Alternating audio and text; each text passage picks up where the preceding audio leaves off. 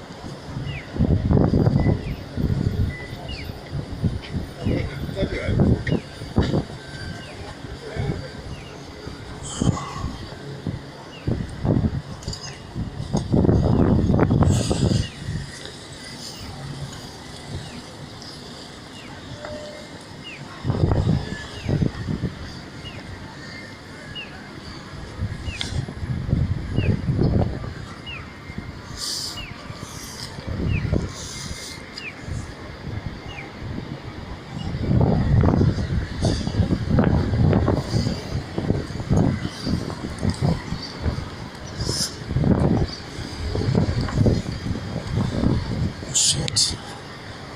Oh shit, cops.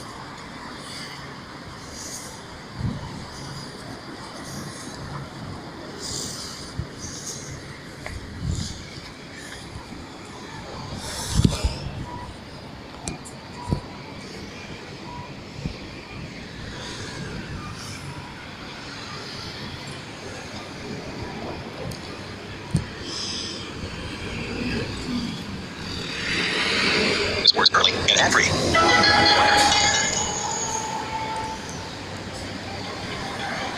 It's 10 o'clock at night, February 1999, Paris, France.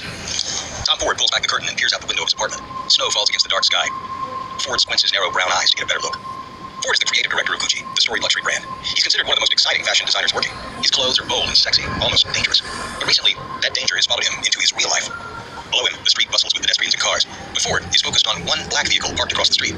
He's still there. Ford's partner, Richard Buckley, joins him at the window and looks out. Are you sure? I don't see anyone inside the car. Ford points through the window. He's leaning back, but you can see the top of his head just above the window. How long has he been there? 8, 9 hours? Buckley follows Ford's finger and sees what he's referring to.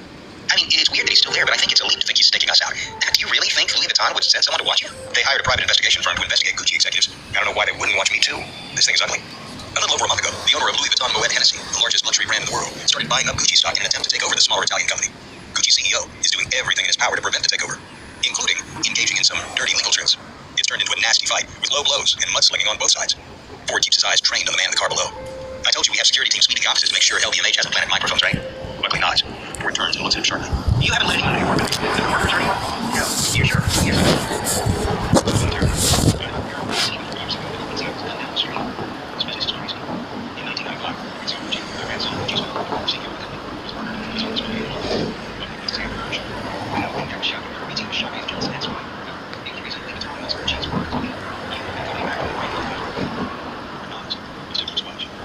During the past 9 years, he's been at Gucci. He's learned that behind the cloud, Gucci is part of his intentions, and more backstabbing than against each other. Who knows how bad this rivalry could get?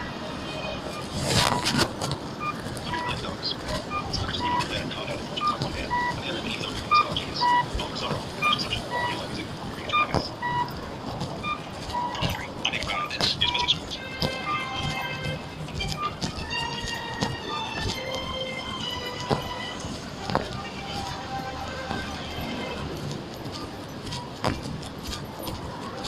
Double G's, Lego Flappy, L&B are two most recognized logos here. People aspire to purchase a Louis Vuitton handbag or a pair of Gucci loafers, as much of the logo as for the fine craftsmanship and quality leather. It's the branding that broadcasts the message of their power and success, their status, and selling status. It's a big business. In 2021, Louis Vuitton was valued at $16 billion, the most valuable brand. Gucci was valued for $15.6 billion, but their success was hardly sure. It started as small family companies. Louis Vuitton started his company in 1850, making trunks for travel. Blind and vision, Louis Vuitton trunks were perfect for traveling on the newly invented steamage. Soon, his luggage was in demand by aristocracy around the world. In 1921, almost 70 years later, Gucci started a leather goods company in Florence, Italy. Inspired by the luggage he'd seen working as a poor teenager at the Savoy Hotel in London, he specialized in suitcases and handbags. With help with his sons, he rapidly expanded the product line, offering shoes, belts, wallets, keychains, and more. Soon, movie stars and royalty across the globe were supporting Gucci accessories. But by the late 1970s, both companies were at a point of transition. Louis Vuitton, now run by Vuitton's great-grandsons, was stagnant, and vicious infighting between Gucci's heirs was overshadowing his product. However, new leaders with grand ambitions for both companies set the two businesses on a collision course. Over the next 45 years, they chase each other into the market, competing to hire the most exciting designers, and race to transition from family businesses to global mega brands. In our new 4-part series, we track the family feuds, room battles, and runway backstabbing as Louis Vuitton and Gucci fight to become the most sought-after luxury goods company in the world. This is episode 1, All in the Family. It's early 1977, just outside Paris, France. Odile Roquemet watches as her older brother Henri Louis Vuitton slams his hand down on the conference table. No, absolutely not. Odile shoots her red-faced executive a sympathetic look. The executive has just proposed that Louis Vuitton use sewing machines to stitch their bags instead of sewing them by hand. But Henri and his brother Claude, who run the company together, are adamantly opposed. Claude shakes his head. I agree with Henri. Louis Vuitton has a reputation for quality. Can't do anything to jeopardize that. Odile leans forward. She loves her brothers, but they're stubborn and can get so caught up in honoring the past, they're blind to the future. I don't think he's suggesting we sacrifice our quality. I think he's saying there are ways to maintain our quality, but also produce the bags more efficiently. Henri looks at her sharply. Annoyed, she's speaking out. No, we produce the bags the same way our father did, our grandfather did, our great-grandfather did. That's how we maintain long-term viability. Then why are Christian Dior, Yves Saint Laurent, and Gucci surpassing us? Gucci makes the chicest bags in the world. Meanwhile, we're seen as band-aid. Gucci. Claude waves his hands dismissively. Just a look. We'll be back on top soon enough. We just need to keep doing what has made us successful in the first place. It's the highest quality bags possible. Odile crosses her arms, annoyed that her brothers won't listen to her. Henri looks around the table. So we're all agreed, no machines sewing our bags. We continue to make our products by hand, we change nothing. Odile sighs, seething. For 4 generations, a Vuitton man has led the company. But it's time for a change. Odile's not going to let her family's legacy die just because her brothers are too lazy to make any changes. She knows just the person who should lead the company. But it's going to take some convincing. It's 1977, Paris, France. Odile Roquemet walks into the living room of her apartment, where her husband, Henri Roquemet, plays the piano. At 65 years old, his fingers race over the keys with agility, and his broad shoulders strain the seams of his shirt. Odile sits on the couch, quietly watching until he completes the piece. Odile claps as Roquemet spins around on the bench. He gives a small bow. His eyes sparkle behind the large glasses that take up nearly half of his face. Thank you. But I know why you're really here. You want to know if I did that favor you asked me before I started goofing around with the piano. I can't tell a lie. Well, I am ever the dutiful husband. I have indeed reviewed Louis Vuitton's books. And? Rakame sits next to her on the couch. In a word, dodgy. Unless some radical changes are made, Louis Vuitton sales will continue to drop. As you know, it's steadily losing ground to its competitors. What kind of changes? Well, Gucci recently opened 2 stores in Japan. It's a smart move. The economy's booming there, and while consumers in Europe see Louis Vuitton has stayed, in Japan it's still a strong symbol of wealth and style. Louis Vuitton should aggressively pursue the Japanese market. I'm happy to go over all of this with Henri and Claude. Odile sighs and looks down, shaking her head. They won't listen. They'll have to if they want the brand to continue into the 21st century. Or maybe my brothers aren't the right leaders for the company anymore. Rakame pops off the couch. No, I just sold my steam company. I want to play piano, go for walks, travel, you know. Odile stands, placing her hand on Rakame's forearm. Please, your family. There's no one else my brothers would even consider letting run the company. Rakame rubs his temples. Odile can tell he's wavering. Henri, please. This is my family's legacy. I can't let it fail on my watch. Rakame closes his eyes. Fine, just for a few years to right the ship. Odile throws her arms around him and kisses him. Thank you. Over the next few months, Odile and Rakame convince Henri and Claude to turn over control of Louis Vuitton to Rakame. Once in charge, Rakame's first order of business is to push the company into Japan. Retail space there is too expensive to establish freestanding stores, so Rakame negotiates to sell Louis Vuitton products through the major Japanese department stores. However, he takes a risk and demands full control. Instead of a standard franchise agreement where the stores purchase goods from Louis Vuitton and sell them as they see fit, Rakame lays down an ultimatum. Louis Vuitton will fully manage their own section of the department stores. They will decide which products to offer, how to display them, and set the price point. At first, the stores bawl, but Rakame tells them if they want Louis Vuitton products at all, this is the arrangement. His gamble pays off, and the department stores give in. Under Rakame's leadership, Louis Vuitton is expanding its market for the first time in years. But while Louis Vuitton is getting its house in order, the house of Gucci is falling apart. It's July 16th, 1982, Florence, Italy. Maurizio Gucci sits at the end of the long board table at Gucci headquarters. 34 years old, he still has the gangly limbs of a teenager, and he shifts to get comfortable in his seat. He feels the index cards in the inner pocket of his suit coat. They contain his thoughts on the vision for the future of Gucci. His heart thumps as he prepares to stand up and deliver them to his family sitting around the conference table. Maurizio's father Rodolfo and his uncle Aldo have been running Gucci since the 1950s. Aldo spends most of his time in New York running Gucci in America and overseeing their expanding retail stores around the world. Rodolfo manages the company in Italy, controlling the production arm. It hasn't always gone smoothly, but the arrangement has largely worked. Gucci is doing well, but Maurizio has spotted some troubling signs. He believes that they over-licensed their logo and expanded their product line too much. Gucci is in danger of losing its prestige, a death knell for a luxury brand. Maurizio's mouth is dry. He's never been much of a conversationalist, let alone a public speaker. But this is too important to give in to his anxieties. At the other end of the table, Aldo calls the meeting to order. Let's begin. We'll start by reading the minutes. Maurizio's heart pounds. But just before the secretary of the board can even begin reading, Maurizio's cousin, Paolo, jumps up. I'd like to make a statement first. 2 years ago, Paolo secretly tried to launch his own company using the Gucci name. When his father and uncle found out, they fired him from the company. He's been brought back in, but he's still the black sheep of the family. Paolo ignores the groans and reads from a piece of paper. As the director of this company, I've been denied access to go through the books, which goes against. Paolo stops and snaps his head to the secretary of the board. Why aren't you writing this down? I want this on the record. If you won't record it, I will. He pulls out a small tape recorder from his pocket. Aldo rears up and charges around the table. You are not recording anything. Aldo grabs the recorder and cocks his fist. Maurizio jumps to his feet, convinced his cousin is going to slug the 77-year-old Aldo. Maurizio wraps his arm around Paolo's neck, holding him in a headlock. Paolo struggles against him, but Maurizio keeps him in his grip. Aldo attempts to wrest the recorder from Paolo's hand. In the scuffle, Aldo's arm flails, his hand smacking hard against Paolo's face. Blood trickles down Paolo's cheek. Shocked by the blood, Maurizio quickly releases Paolo from his hold. Paolo brings his hand to cheek, staring at the blood on his fingers. Call the police, police! He grabs his briefcase and springs out of the office. My family tried to kill me. They tried to kill me. That's what happens in Gucci Morton. Maurizio slumps into his seat. The index cards in his pocket poke into his chest. He doesn't think he's going to need those today after all. The depression settles over him. How is Gucci ever going to move forward if they can't stop fighting with each other? There have already been press articles about families infighting. This isn't helping Gucci's slipping image. A year later, Maurizio gains substantially more power to shape Gucci's future. In summer of 1983, Maurizio Gucci sits in a lawyer's office in Milan, Italy, receiving his inheritance. His father passed away from cancer recently, and Maurizio is his only son. He's already received deeds to apartments in Milan and New York, and a chalet in St. Moritz, Switzerland. He's also gotten access to bank accounts around the world. It's exciting and overwhelming. Maurizio's father was a demeaning man, both tough on his son and also coddling. Maurizio's barely been able to make any decisions for himself before now. The lawyer looks up over his reading glasses. I understand we haven't located the certificates for the shares yet, but you are to inherit all of your father's Gucci stock. Maurizio smiles and nods. He's now the largest shareholder in the company. The other half of the shares are divided between his uncle and 3 cousins. A flutter of nerves surges through him. He hopes he's ready for this. The lawyer reaches behind him into a safe and pulls out a small black wallet with the Gucci logo on it. Oh, and he also wanted you to have this. Maurizio takes it, feeling the soft crocodile skin between his fingers. He knows this wallet. It was in the early days of Gucci. His grandfather had given it to Maurizio's father, and now Maurizio's father is giving it to him. Maurizio looks up at the lawyer.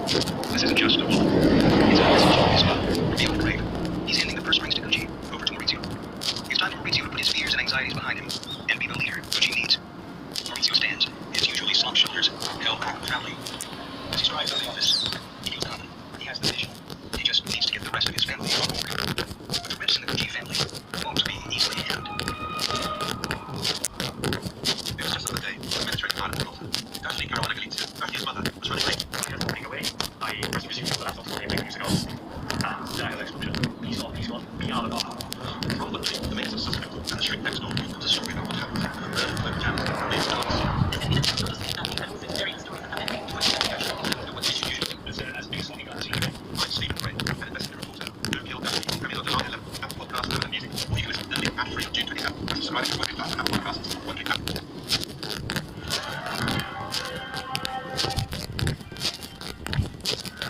It's 1983. Fortson.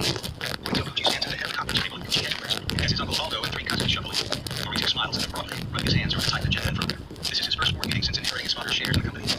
As his relatives take their seats, Maurizio feels the iciness emanating from all of them, their eyes looking him up and down like their boxers sizing him up before a fight. Maurizio smiles at them in what he hopes is a reassuring manner. Uncle, cousins, thank you for coming. I'm so excited to work together in this new capacity.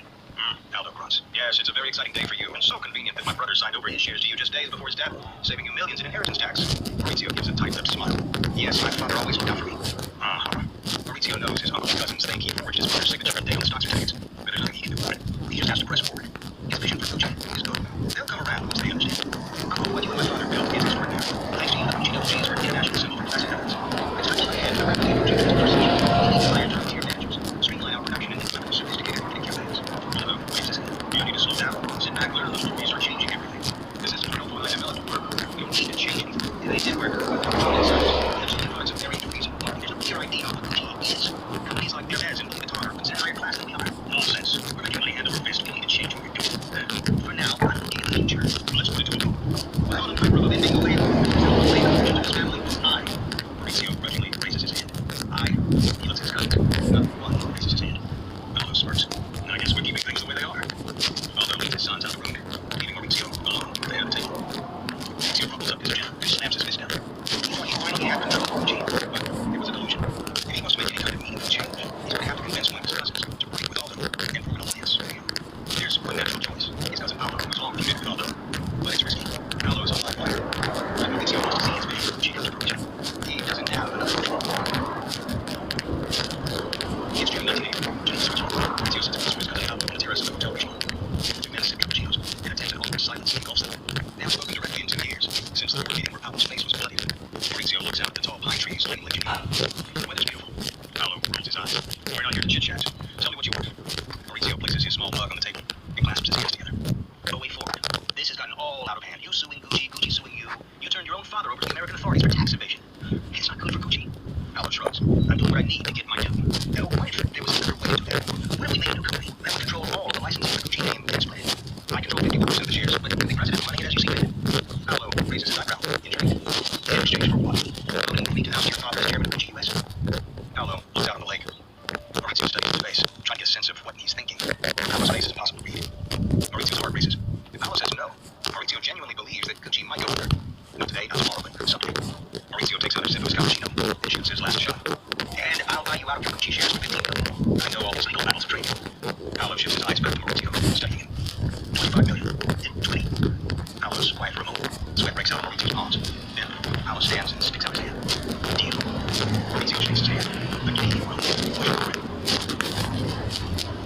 2 months later, Maurizio and Aldo take Aldo by surprise. They both declare to dissolve the Gucci US group, building Aldo as chairman and installing Maurizio in his place. Maurizio is straightforward.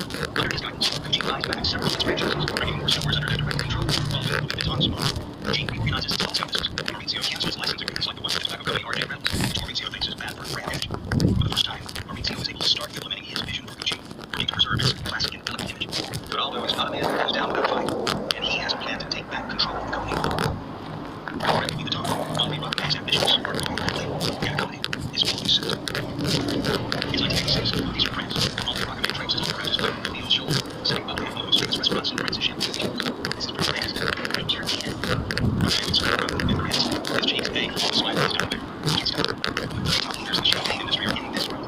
And now, Tom's world. Concerned that Tom's world will be having a problem. Very silly one. One of France's local champagne houses. It's long and funny, but they prevailed. And now, he's celebrating. Chavez at 74, he's never felt more alive. It turns out he loves the luxury goods world. It is much more exciting than the steam industry. He attends fashion shows, parties with starlets, flies on private planes, and he wants more. Judging by the curve on your face, I assume I'm forgiven for making you delay retirement. Rockaway nods vigorously. I'm never retiring. I want to build an empire. Beyond just bags and champagne, I want perfumes, watches, more liquor, shoes, jewels. Odile holds up her glass of champagne. I'll drink to that. It's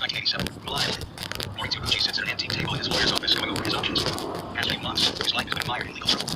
His uncle also told police that Maurizio forged his mother's signature on the Gucci stock certificates. And his pact with Paolo fell apart after Paolo felt that Maurizio iced him out of the licensing company they created.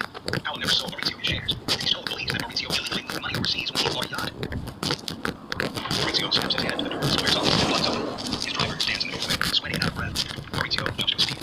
There's only one reason his driver would burst in like this. Police. His driver nods. Wait for you in the office. I have a car marked to the alley out back. Yeah, go now. Maurizio grabs his briefcase, nods to his lawyer, and follows his driver out of the office. The two men race down the stairs out into the alley. Maurizio dives in the back seat, lying down so no one can see him through the window. His breathing is fast and shallow, even though he's in good shape for playing tennis and skiing. His driver pulls up in front of the garage where Maurizio keeps his collection of cars and motorcycles. Fortunately, no police are waiting for them here. His driver grabs a large motorcycle helmet and hands it to Maurizio. With this on, no one will recognize you. Maurizio pulls the helmet over his head, letting down the visor. His breathing echoes inside the helmet, making him feel claustrophobic.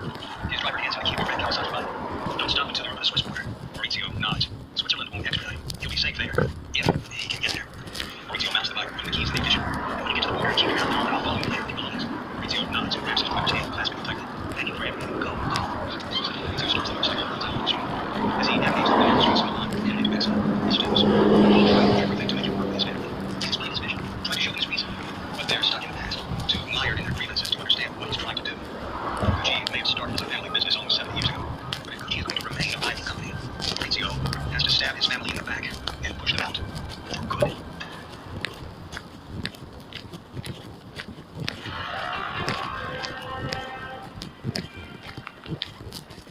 It's 1987, Paris, France. Henri Roquemet strides into a busy restaurant, feeling like he's walking on air. The most exciting business proposition has just fallen into his lap. He's here to talk to one of his friends who's an investment banker about it. Ostensibly, he's asking his friend's opinion if he should accept the deal, but Roquemet already knows he's going to go through with it. He's more here to boast about what he's accomplished with Louis Vuitton. Roquemet starts over. Roquemet's friend stands to greet him. Henri, so good to see you, Roquemet says, unable to keep the smile from flirting at the edges of his lips. His friend wipes his mouth with his hand. So, what's going on? Your secretary wouldn't breathe one word about what you wanted to meet about. I've had a very interesting offer that I wanted to discuss with you. He leans forward, speaking in a whisper. Moet Hennessy wants to join forces. Moet Hennessy is one of the largest luxury drinks companies in the world. Moet, a champagne company, and Hennessy, a cognac one. Roquemet's friend's eyebrows shoot up in surprise. Really? Yes, the CEO approached me last week. A little while ago, he noticed some suspicious trading in Moet Hennessy stock. He's worried someone is planning to take over. He's down to the top of the business. I think if we merged, we'd be too big for anyone to raid. We protect each other, you see. Roquemet doesn't wait for his friend to respond. He plows ahead. I think it's terrific. Think of how we'd be able to expand with that much capital behind us. I've already started compiling a list of companies to look into acquiring. He reaches into his pocket, removing the list. Before we can start reading, his friend interjects. I mean, wait, are you sure that Moet Hennessy sees this merger as a marriage of equals? Of course, how else would they be? As an absorption. Moet Hennessy is a much bigger company than Louis Vuitton. You could lose a lot of power if this goes through. They even think you stay on? I mean, you're 75. Roquemet shakes his head vigorously. No, we're on the same page. And of course, I'd stay on. I'll let you in on that little secret. This isn't the first time Louis Vuitton and Moet Hennessy have discussed joining forces, but before, Moet Hennessy wasn't interested. They thought Louis Vuitton was small potatoes. They didn't want a company that only had one product. I changed that. I'm the reason they're interested in us now. Roquemet's friend looks down dubiously. Okay. Roquemet doesn't pick up on the hint of skepticism in his friend's voice. He continues elaborating on all the good that can come from this merger. Oblivious to the red flags his friend has spied. It's 1987, London. Maurizio Gucci sachets into the lobby of the Morgan Stanley building. His light brown hair swooped over his forehead, brushing the rim of his large aviator sunglasses. A beautiful camel hair coat drapes cleanly on his broad shoulders. The gangly awkwardness of his youth is gone. This is a confident and elegant man, and he is here to make a deal and get his company back. He spent the past year forced out of Italy. Gucci is stagnated in his absence. His cousins have installed there's no idea of what Gucci means or what its product is, and customers are leaving in droves. But Maurizio is going to change that starting today. He's meeting with a private equity company called Investment, which specializes in revitalizing troubled companies, cleaning up their finances, and selling them. If Maurizio can convince them of his vision, they will buy the other Gucci's out, instead of his antagonistic family members as his partners. Maurizio will have people who understand finance and can help him implement his vision. Maurizio's rep at Morgan Stanley approaches him. He's a short man with a gray suit and thinning brown hair. Maurizio followed through the street. And the first walker upstairs. Let me tell you, if everything goes well there, the odds are this goes up. But I just want to make sure. If it's evidence of major changes, Gucci will be the first to see. Maurizio slowly and deliberately moves his sunglasses. He held this one. My cousin is my aunt. My uncle's old to past. I live thinking nights together. And there's been times where you go and each other. Gucci is a rock that my cousins are driving it like a beaver. My partner must feel like Gucci never asked for, and that partner is not anyone I want into. He's there all enough for you. His rep nods. Really? Let's go get this done. Maurizio nods, and the two men make their way to the elevator. Maurizio's passion for Gucci is uninstalled here with his surprising charisma. Now is the end of the house. They vow to do whatever it takes to buy all of Maurizio's other two cousins out of Gucci to become Maurizio's partner. Only Roquemet also finalizes his deal merging with Tom and Morgan Stanley. Roquemet is the root. Both Roquemet and Maurizio have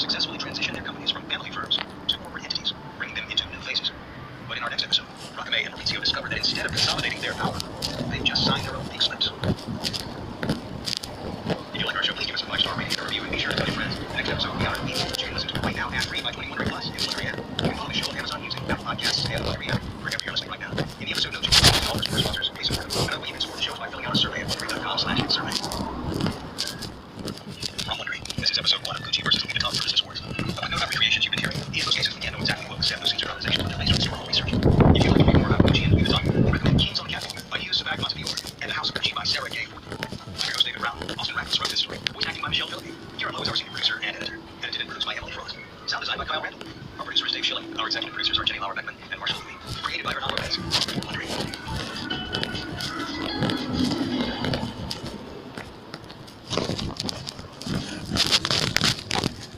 For your company's next hire, you know you want them to have great problem-solving skills and think like an entrepreneur. Does it need help with? Find them. Easy. You need it.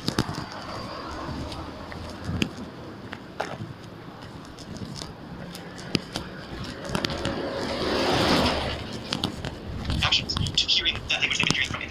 Albeit from without understanding of the gender. Your experience really was important to me. I also grew up in a multilingual household where English is not my language. I grew up in Ukraine and Belarus, and when I was 12 years old, my parents and I moved as refugees from the Soviet Union to the United States. These days, the news is so full of heartbreaking stories about the It started to throw their way to Ukrainian refugees, escaping the Soviet Union. When they arrived in Texas, we were under parents to speak English. I really was determined to speak English well. I've been a very verbal kid, and it was very important for me to be able to make a joke and to express myself clearly, and I just felt so trapped inside my head when I couldn't speak to other people, couldn't communicate what my personality was. She saw learning English as a necessity. It was what would enable her to understand the culture of her home, to share her personality with her peers. In other words, it's what she thought would allow her to control her everyday life. So, we must make a plan. To me, it was extremely important to get going in the language, and I told my parents I would speak Russian for a year until I learned English, and that's exactly what I did. I just switched completely to English. After the first year, my English was pretty similar to the way that it is now. This early experience taught her how to learn languages. Today, she teaches cognitive science at the University of California. She studies how language affects the brain. Her experience really was important to me. I also grew up in a multilingual household where English is not my language. My parents are from Michigan. We primarily spoke Hindi at home. When I was a kid, I was amazed by how language works and how my parents could toggle so easily back and forth between languages. You know what? I was so fascinated by it. So in today's episode, we're going to explore the power of playing. Why does language become a because the brain of language works so well.